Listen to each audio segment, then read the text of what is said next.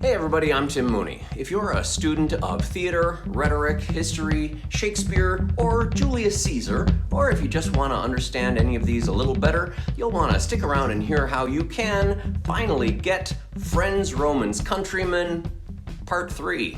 I posted the first two Friends, Romans, Countrymen explainers in advance of performances of Breakneck Julius Caesar. But today, I'm working on my play, The Greatest Speech of All Time, and that play also features Friends, Romans, Countrymen. I am reminded that when I was a kid, my favorite TV episodes were always the ones where characters from one series would somehow show up on another, like when Green Lantern and Kato showed up on Batman, or when the Brady Bunch challenged the Partridge Family to a singing competition.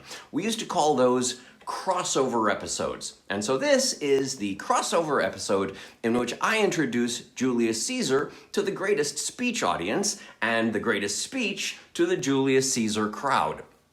I'll be performing The Greatest Speech of All Time this Sunday and Monday, October 11th and 12th, and Breakneck Julius Caesar on Sunday and Monday, November 8th and 9th, 2020.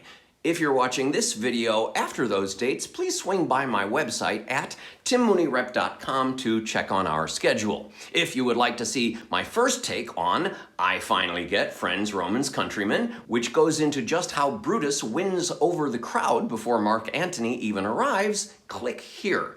And if and when you decide you like this video, please hit the like button and subscribe for more.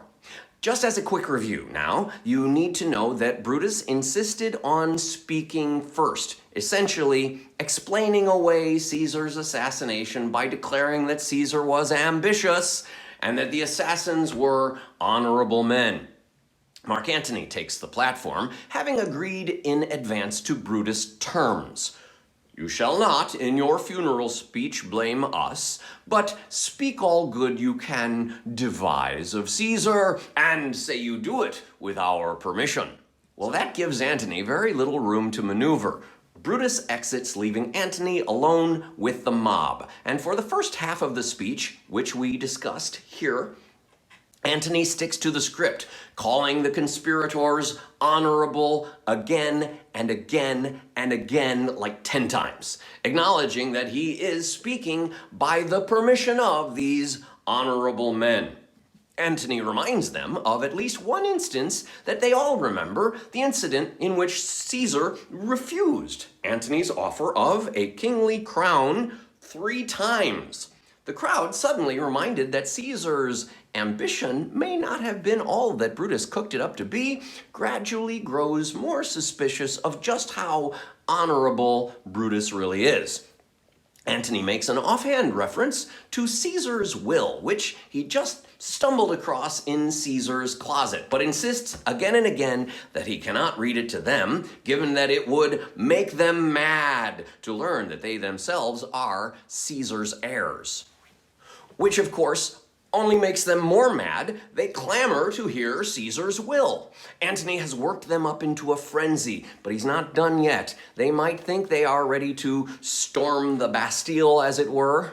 This was pre-Bastille days. But Antony is not yet ready to break the rules that he has agreed to, at least not yet. Antony downshifts. He may have won them over intellectually, but now he needs to work their emotions. He promises to read the will, but first asks permission to descend from the podium as they make a ring about the corpse of Caesar. Antony hints, if you have tears, prepare to shed them now.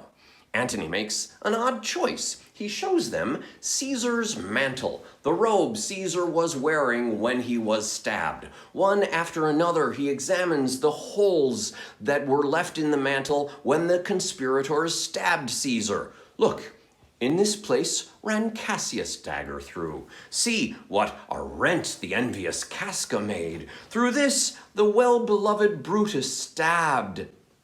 Mark Antony avoids blaming the killers, by either anthropomorphizing the daggers as if the daggers were doing the stabbing by themselves, or by implying not that they stabbed Caesar, but that they attacked Caesar's robe. And as he plucked his cursed steel away, mark how the blood of Caesar followed it as rushing out of doors. Antony is describing it as if it's a game of what we used to call ding-dong ditch. You ring somebody's doorbell and then run away before they answer it. As rushing out of doors to be resolved if Brutus so unkindly knocked or no. Brutus was not stabbing, he was knocking at the door of Caesar's body, and Caesar's blood ran out to answer it. Even so, Antony commemorates their legendary relationship. For Brutus, as you know, was Caesar's angel. Judge, oh you gods, how dearly Caesar loved him. But he finally shifts into his one great accusation of Brutus, whipping out the only four-syllable word in this speech that is not the word honorable. This was the most unkindest cut of all, for when the noble Caesar saw him stab, ingratitude, more strong than traitors' arms, quite vanquished him. Antony is finally targeting Brutus as the killer. But it wasn't Brutus stabbing that killed Caesar, but Brutus' ingratitude that did him in.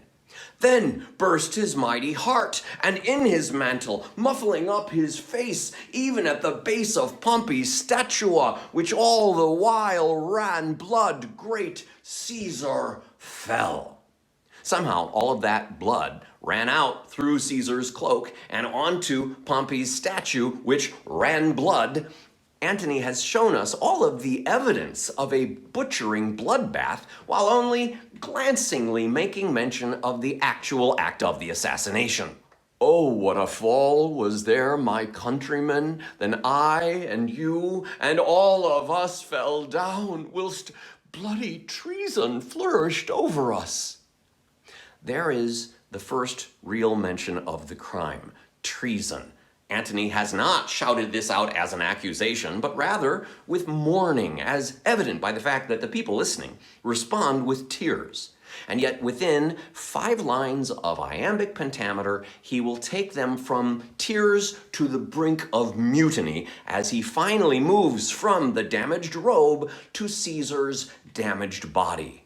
Oh, now you weep, and I perceive you feel the dint of pity. These are gracious drops, kind souls, what? Weep you when you but behold our Caesar's vesture wounded. Look you here.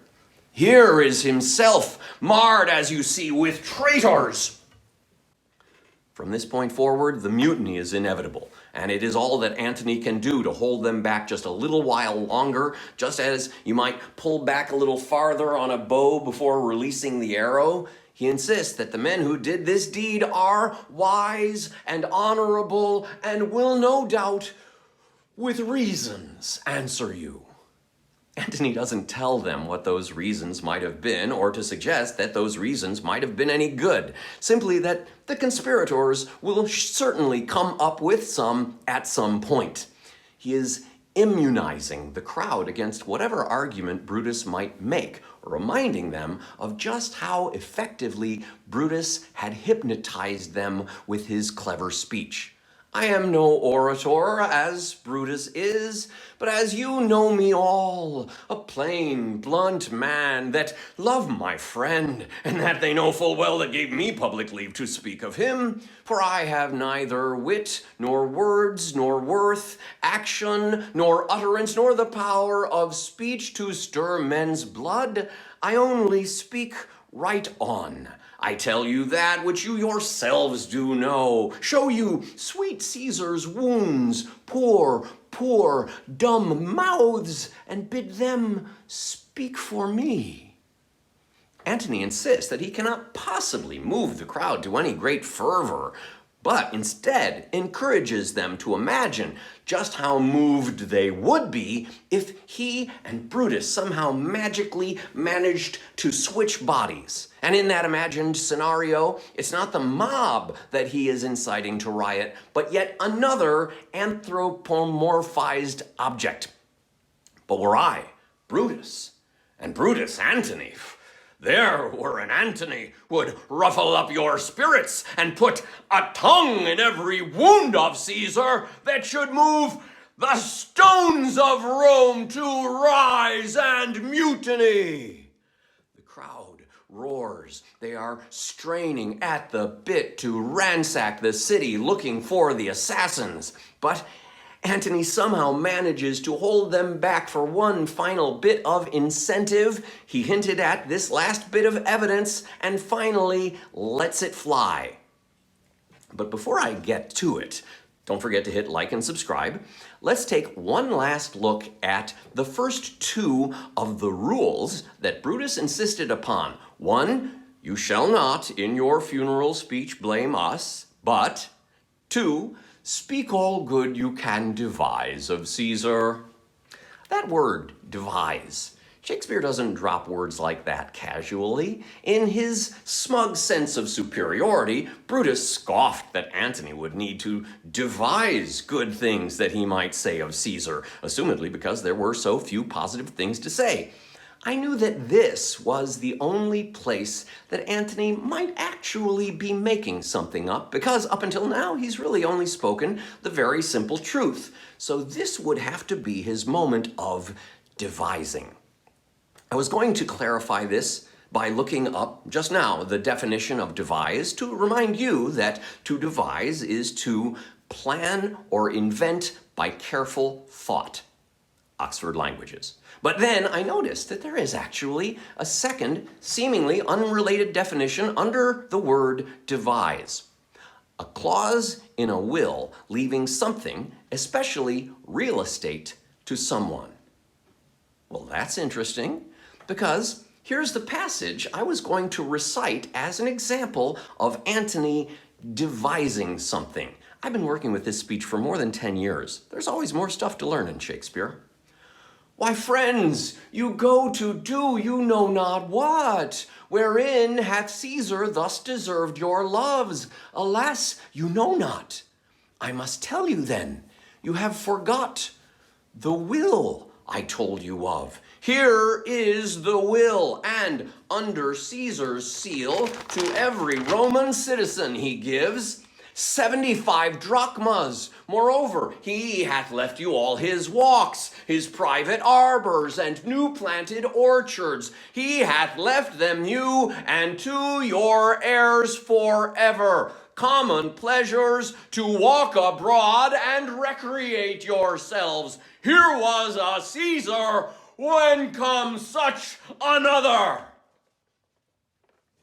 Shakespeare never tells us that Mark Antony is lying or devising, nor that Caesar did not leave all that real estate to his people, but nobody else gets a peek at the paper that Mark Antony was reading from.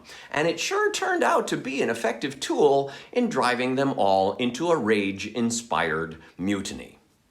If you'd like to see this speech, or you can catch it as part of a one-man show, The Greatest Speech of All Time, alongside speeches from Socrates, Lincoln, Churchill, Martin Luther King, and more, on Sunday, October 11th at 8 p.m. on Facebook Live, or Monday, October 12th at 8 p.m. 2020 on Zoom. Or, if you'd like to see this speech within the context of the entire play, you can check out my one-hour performance, Breakneck Julius Caesar, Sunday, November 8th on Facebook Live, and Monday, November 9th, 2020 on Zoom. As you may or may not know, Breakneck Julius Caesar is one of 10 one-man plays I'm performing in rotation. I just added 2 new ones. All of these shows are available to tour to your school, your theater, your conference, or festival, either in person or virtually. Breakneck Julius Caesar is also available as a book with lots more background information. I am Tim Mooney of the Timothy Mooney Repertory Theater, and we are a not-for-profit institution dedicated to inspire, inform, enlighten, educate, and entertain. If you'd like to support this mission, please swing over to timmooneyRep.com, hit the donate button, or join our Patreon campaign, which has fun perks such as books, t-shirts, coffee mugs, and sometimes free performances at patreon.com/TimMooneyRep. Thanks for joining me. See you on the stage.